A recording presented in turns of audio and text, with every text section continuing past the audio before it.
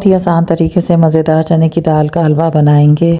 भीगी हुई चने की दाल का पानी निकाल कर इसके अंदर दूध डालेंगे और इसको पकने के लिए रख देंगे।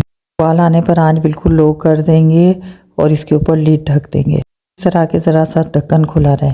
दाल गल जाने पर इसे हैंड ब्लेंडर से या फिर जग में डालकर बारीक ग्राइंड कर लेंगे।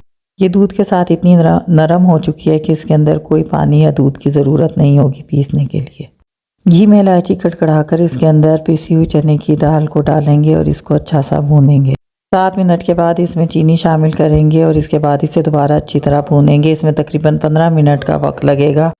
चीनी अपना पानी छोड़ देगी और चने की दाल के हलवे का रंग गोल्डन हो जाएगा। उस वक्त तक भूनेंगे जब तक ये देगची से अलग हो जाए। बस जब ये देगची को छोड़ दे तो एक पहले से ग्रीस किए हुए पैन में इसको जमा देंगे।